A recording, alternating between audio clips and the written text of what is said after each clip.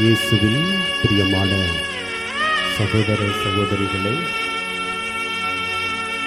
இன்று ஆண்டவர் இயேசுவினுடைய திருவுடலையும் திரு இரத்தத்தையும் முதல் முறையாக தங்கள் உள்ளத்திலும் உடலிலும் பெற்றுக்கொள்ள இருக்கக்கூடிய அனைத்து குழந்தைகளையும் கரவொலி எழுப்பி நாம் பாராட்டுவோம். இந்த பிள்ளைங்க இப்படி உட்காந்துருக்கிறத பார்த்தா இவ்வளவு நாள் 10 நாளாக பிள்ளைங்க எடுத்துட்டாங்க. காயப்பட்டிருக்கிற மாதிரி பிள்ளைங்கள்லாம் நற்கருணை நாதரே என்னில் துணையாக வாருமே, நற்கருணை நாதரே என்னில் துணையாக வாருமே, நற்கருணை நாதரே என்னில் துணையாக வாருமே, உடலையும் நற்கருணை நாதரே என்னில் துணையாக வாருமே. புது நன்மைக்கு 10 நாள் படிச்சிருக்கிறீங்க. உங்கள்கிட்ட கேள்வி கேட்கவா? என்ன சத்தத்தையும் காணா? கேள்வி கேட்கவா?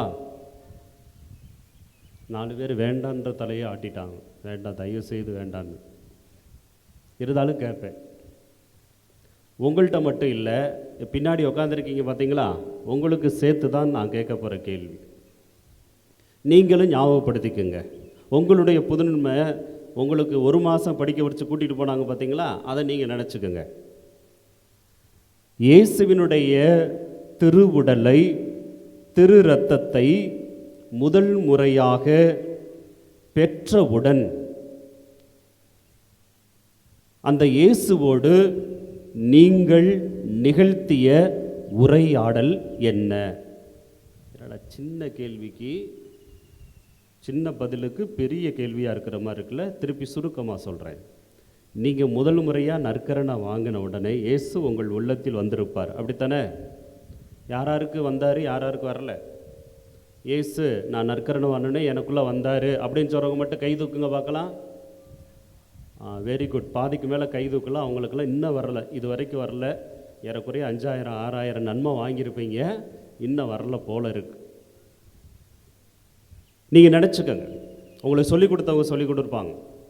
நீங்கள் வாங்கிய நற்கரணை வாங்கிய உடனே உங்களுக்குள் வந்த இயேசுக்கிட்ட நீங்கள் முதல் முறையாக என்ன கேட்பீங்க? யாராவது சொல்லுவீங்களா? புதுநன்மை எடுக்க போகிறப்பில்லை என்ன கேட்பீங்க?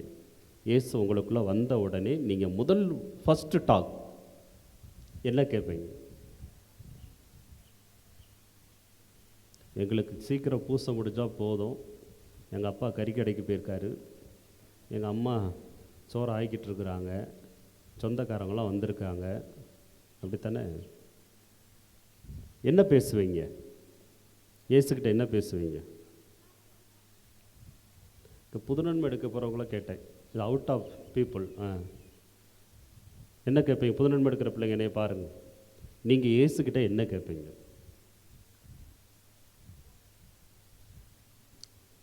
ஒன்று மட்டும் புரிஞ்சுக்கிறேன், ஃபாதர் எங்கள் 10 நாளில் சொல்லிக் கொடுத்தா எப்படி பதில் சொல்லுவோம்? 1 மாதமாவது சொல்லிக் கொடுத்தா என்ன? 1 மாதம் கிளாஸ் வச்சுருந்தீங்கன்னா நாங்கள் சொல்லியிருப்போம்ல பதில் அப்படின்னு நினைக்கிறீங்க. திருப்பி கிளாஸ் வச்சிடலாமா? உங்களுக்கு வச்சிடலாமா? அதுக்கு வேண்டான்றான். அன்பானவர்களே, நீங்கள் பெரியவங்களை நீங்கள் யோசித்து பார்த்துருப்பீங்க. நீங்கள் என்ன தான் பேசுனீங்கன்னா இன்றைக்கி தான் யோசிக்கிறீங்க, எல்லாம் பேசணுமா? இயேசு வந்தோடனே பேசணுமா? இது வேறு இருக்குதா அப்படின்னு கூட சிலர் நினைக்கலாம்.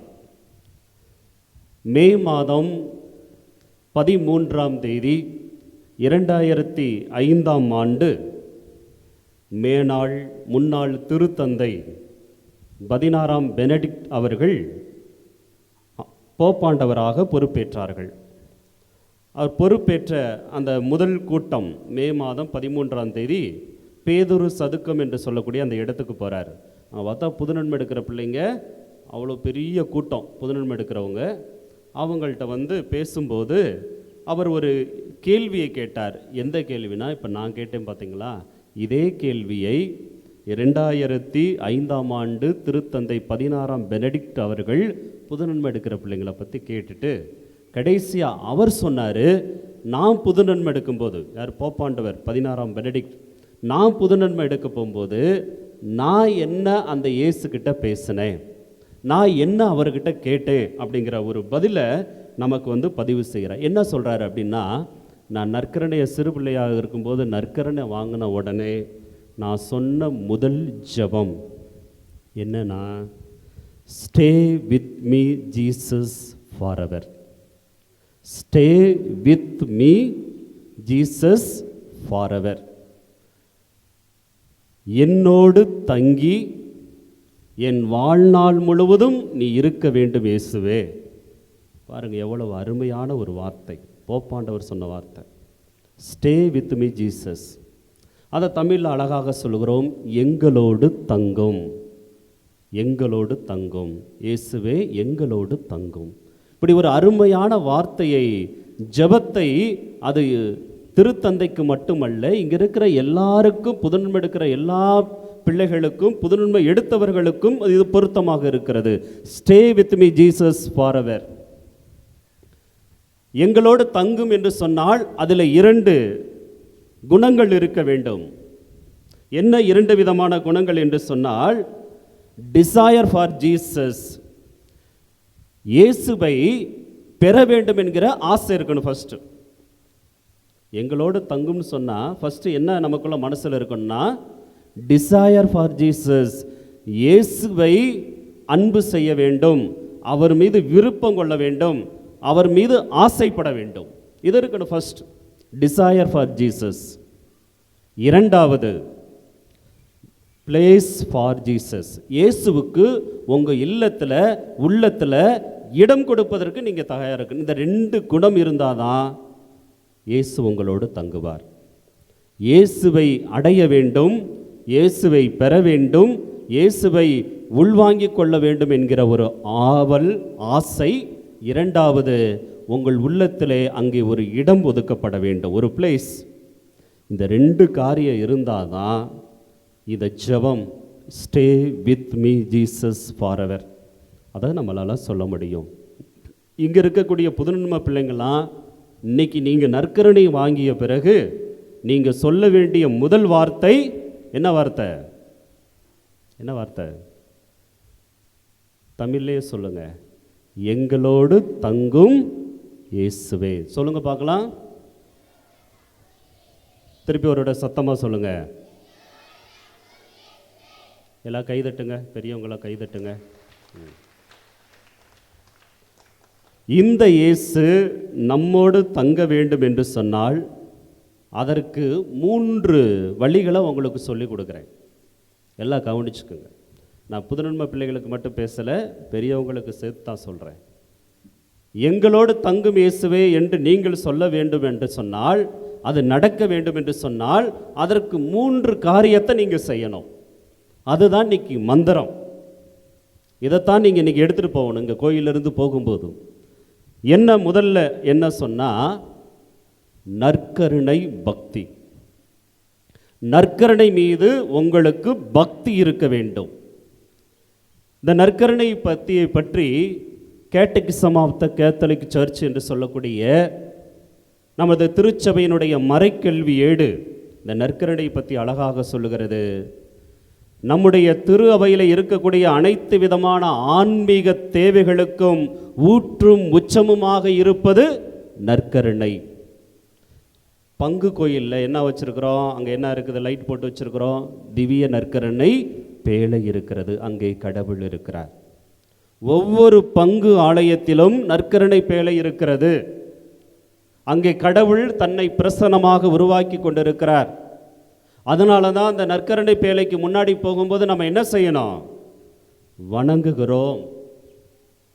நம்ம வாட்டில் போயிட்டு இப்படி தலையாட்டிட்டு போகிறதில்ல. ஒரு அரசர் அவருக்கு முன்னாடி அவருடைய படை வீரர்கள் வணங்குவது போல இந்த நற்கருணையில் இருக்கக்கூடிய இந்த ஆலயத்தில் நாம் அவரை கடந்து போகும்போது என்ன செய்கிறோம்?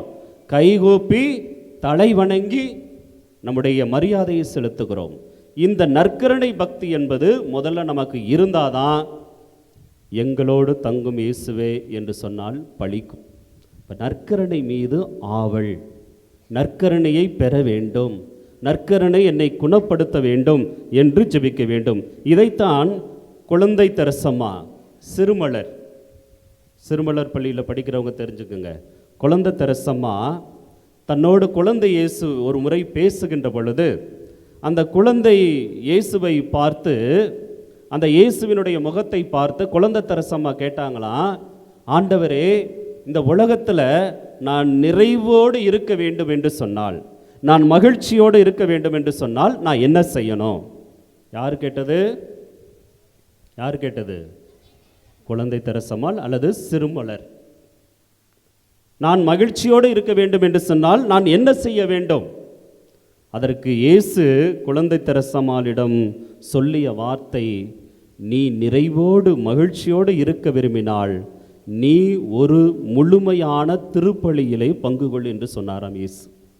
பாருங்க, ஒரு மனுஷன் மகிழ்ச்சியோடு இருக்கணும் அப்படின்னு சொன்னால், இயேசுவே குழந்தை தெரசம்மாளுக்கு வெளிப்படுத்திய உண்மை என்பது, நீ உண்மையிலே முழுமையாக ஒரு முழு திருப்பலியிலும் பங்கு பெற்று நற்கருணையை பெற்றுக்கொள், நீ மகிழ்ச்சியாக இருப்பாய். எவ்வளவு ஒரு பெரிய புதுமையான வார்த்தை! அப்போ நற்கருணை என்பது எவ்வளவு முக்கியமாக இருக்கிறது. ஒரு மனிதனுடைய வாழ்க்கையில் ஊற்றும் உச்சமுமாக இருக்கிறது. இதெல்லாம் விட 1991 மே மாதம் 3ஆம் தேதி பிறந்த இன்றைய நம்முடைய குழந்தைகளுடைய வயதை கொண்டிருக்கக்கூடிய கார்லோ என்கக்கூடிய ஒரு புனிதரை நாம் பெற்றுக்கொண்டிருக்கிறோம். இங்கே பிறந்தவங்க 1991 பிறந்தவங்க இருப்பீங்க. உங்களையெல்லாம் இப்போ டீசெண்டாக என்ன சொல்லிக்கிறீங்க? 90 கிட்ஸுன்னு சொல்லிக்கிறீங்க. அப்புறம் 2000 கிட்ஸு. இன்னும் கிட்ஸாகவே இருக்கிறதா நம்ம நினச்சிக்கிறோம். 91 பிறந்தவங்க மே மாதம் 3ஆம் தேதி ஒரு சிறுவன் பிறக்கிறான் இத்தாலி நாட்டில். அந்த சிறுவன் என்ன செய்கிறான்? அவனுக்கு ஆசை கோவிலுக்கு போகணும்னு. அப்பா அம்மா 2 பேரும் கோவிலுக்கு போக மாட்டாங்க, பூசைக்கே போக மாட்டாங்க அப்பா அம்மா 2 பேரும். அப்போ என்ன நடக்குது? இவன் பூசைக்கு போகணும், என்னைய பூசைக்கு கூட்டிகிட்டு போங்கன்னு சொல்கிறான். சின்ன பையன் 3 வயசில். அப்பா அம்மா கோயில்னாலே அந்த எண்ணமே இருக்காது. அப்போ இந்த பாட்டி பார்க்குறாங்க அந்த பையனை, கார்லோவை. இந்த பையன் ஆசைப்படுறானே கோயிலுக்கு போவோங்க, அம்மா அப்பா தான் கடவுள் பக்தியில் ஒன்றும் இல்லை, நம்ம கூட்டிகிட்டு போவோம் அப்படின்னு சொல்லிட்டு இந்த பாட்டி என்ன செய்கிறாங்க? அந்த பையனை கூட்டிக்கிட்டு கோயிலுக்கு போகிறாங்க 3 வயசில். இப்படி ஒவ்வொரு முறையும் திருப்பலிக்கு கூட்டிகிட்டு போகும்போது அவனுக்குள்ளே ஏதோ ஒரு மாற்றம் வருகிறது. அந்த பையன் நம்மளை மாதிரி தான், நல்லா சைக்கிள் ஓட்டுறான், கம்ப்யூட்டர் நோண்டுறான், செல்ஃபோன் யூஸ் பண்ணுறான், ஜீன்ஸ் பேண்ட்டு டிஷர்ட், இதுதான் அவனுடைய லைஃப் ஸ்டைல். சின்ன பையன். அந்த பையனுக்கு 13 வயசில் ஏறக்குறைய 91 15 வயது வருகின்ற பொழுது 2006 அந்த பையன் 15 வயசில் இரத்த புற்று நோயினால் இறக்க வேண்டிய ஒரு நேரம் வந்தது. இந்த பையன் சாகறதுக்கு முன்னாடி நம்ம இறந்துருவோம் தெரியும், இருந்தாலும் அந்த பையனுக்கு தைரியம், எல்லாத்திலையும் நல்லா பேசி சிரிக்கக்கூடிய ஒரு சின்ன பையன். 15 வயசு. இப்போ இங்கே இருக்கிற பிள்ளைங்கள 15 வயசு பிள்ளைங்கன்னா நீங்கள் கணச்சிக்குங்க, அவன் எவ்வளோ இருந்திருப்பான், விவரம் தெரிஞ்சிருக்கணும். அவன் என்ன செய்கிறான்? இந்த நற்கருணை மீது உள்ள பக்தியில் எங்கெங்கெல்லாம் நற்கருணை புதுமைகள் நடந்ததோ அந்த புதுமைகள் எல்லாம் யூடியூப்பில் ஒன்றொன்னா சேர்க்குறான். சேர்த்து ஒரு வெப்சைட் உருவாக்கி நற்கருணை புதுமைகள் அப்படிங்கிற தலைப்பில் உலகத்தில் எங்கெல்லாம் நற்கருணை புதுமைகள் நடந்திருக்கிறதோ அதெல்லாம் ஒன்று சேர்த்து இந்த இணையதளம் ஒன்றை உருவாக்கி அதில் வெளியிடுறான். அப்போ மக்கள் எல்லாம் பார்க்குறாங்க. தான் சாக போகிறேன்னு தெரிஞ்ச பின்னாடி 15 வயசில் ஒரு வெப்சைட் உருவாக்கி அதுவும் நற்கருணை பற்றிய புதுமைகளை எல்லாம் சேகரித்து அதை இணையதளத்தில் வெளியிட்டு அந்த மக்களுக்கு நற்கருணை பற்றிய நம்பிக்கையை உருவாக்குகிறான். அதனால் என்ன நடந்தது தெரியுமா? இரத்த புற்று நோயினால் அவன் இறந்து போனான். அவன் நற்கருணை மீது அந்த 15 வயது சிறுவன் நம்பிக்கை கொண்டிருந்த காரணத்தினாலும் விண்ணகத்தை பற்றி பெருமையாக நினைத்த காரணத்தினாலும் 2018ஆம் ஆண்டு அவருக்கு திருநிலைப்படுத்தப்பட்ட ஒரு பட்டத்தை, அடியார்களுக்கு அடியார் என்று சொல்லக்கூடிய ஒரு பட்டத்தை திருச்சபை கொடுத்தது. 2020ஆம் ஆண்டு அருளாளர் பட்டத்தை அந்த பையனுக்கு கொடுத்தது. புனிதராக உயர்த்தப்படக்கூடிய அந்த பையனுடைய உடலை மீண்டும் தோண்டி எடுத்து பார்க்கிற பொழுது அந்த பையனை அடக்கம் செய்கிற போது டிஷர்ட்டு, ஜீன்ஸ் பேண்ட்டு, ஷூ இதுதான் இருந்து அடக்கம் செய்யும்போது நீண்ட நாட்களுக்கு பிறகு அந்த உடலை திறந்து பார்க்கிற பொழுது உடல் அழியாமல் அதே டிஷர்ட், ஜீன்ஸ் பேண்ட், ஷூ அப்படியே இருந்தான். ஒரு மிகப்பெரிய புதுமையாக பார்க்கப்பட்டு இன்றைக்கு தொலைத்தொடர்பு ஊடகங்களுக்கெல்லாம் பாதுகாவலராக 15 வயசு பையன் புனிதராயிட்டு, இன்றைக்கி அம்மா அப்பா உயிரோடு இருக்கிறாங்க, பையன் புனிதராயிட்டு.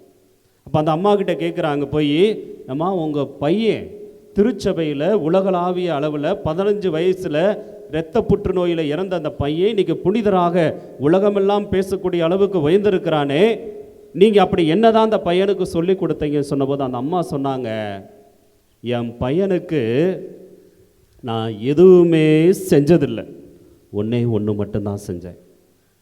என் பையனுக்கு இவ்வளவு புனிதராக உயர்வதற்கு நான் எதுவுமே செஞ்சதில்லை, ஒன்று மட்டும்தான் செஞ்சேன். என் பிள்ளை ஒவ்வொரு நாளும் கோவிலுக்கு போவதை பார்த்து அவன் நற்கருணை மீது நம்பிக்கை வைப்பதை பார்த்து நான் மனம் மாறி அன்றிலிருந்து என் மகனோடு நான் கோவிலுக்கு செல்ல ஆரம்பித்தேன். அந்த நற்கருணை மீது பக்தி எனக்கு வந்தது என்று சொன்னாராம். பாருங்க, ஒரு குழந்தை ஒரு தாயை மாற்றுகிற வல்லமையும், அவர்கள் வாழுகின்ற பொழுதே தன் பெத்த மகன் 15 வருடத்தில் இறந்து போன மகன் இந்த உலகம் முழுவதும் புனிதராக கொண்டாடப்படுகிறார் என்று சொன்னால் அவன் வைத்திருந்த நற்கருணை பக்தி. இரண்டாவது, அப்போ இயேசு என்னோடு தங்கணும்னா முதல்ல என்ன நமக்கு தேவை? என்ன தேவை? என்ன தேவை? நற்கருணை பக்தி. ரெண்டாவது, இந்த முதல்ல இருக்க 2 பிள்ளைங்க எந்திரிச்சு மேலே வாங்க. பாய்ஸ் நீங்கள் 2 பேர் மேலே வாங்க. இந்த பெட்டி எடுத்து முன்னாடி மேலே வாங்க. மெழுகுதிரியை வச்சுட்டு வாங்க. முன்னாடி வை பெட்டியை. இதில் உங்களுக்கு ஒரு பரிசு வச்சுருக்கிறேன். வாங்க, 4 பேர் சுற்றி நில்லுங்க. மேலே வா. மெழுகுதிரியை வச்சுட்டு வாங்க. மெழுகுதிரியை வச்சுட்டு வா. சீக்கிரம் வாங்க. ஓடி வா. சுற்றி நில்லுங்க பெட்டியை. அந்த பெட்டிக்குள்ளே உங்களுக்கு பரிசு கொண்டு வந்திருக்கு. சீக்கிரமாக எடுங்க. ஆளுக்கு ஒரு பரிசு எடுங்க. எல்லாம் அள்ளி போட்டால் தான் கண்டுபிடிக்க முடியும். உள்ளே தேடினீங்கன்னா கிடைக்காது.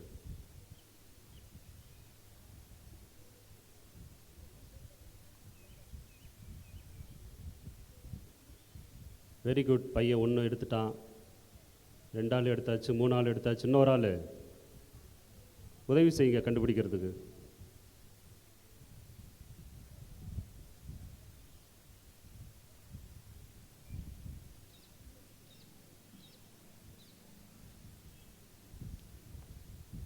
தேடல். டேய், பைக்குள்ள எடுத்து போட்டுக்கிட்டானா? என்ன கண்டுபிடிச்சிட்டிங்களா? ஆளுக்கு ஒன்று கையில் எடுங்க. எல்லாத்துட்டும் இருக்கா கையில்? உனக்கிட்ட இருக்காமா? நீங்கள் பிரிங்க பார்க்கலாம். பிரித்து பாரு. முன்னாடி பார்த்து பிரிங்க. முன்னாடி திரும்ப பிரிங்க.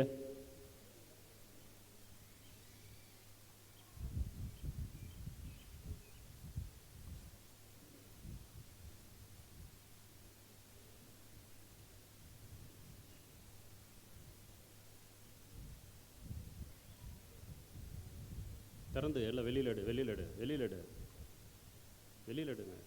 வெளியில் எடுத்து காட்டுங்க என்ன பரிசு.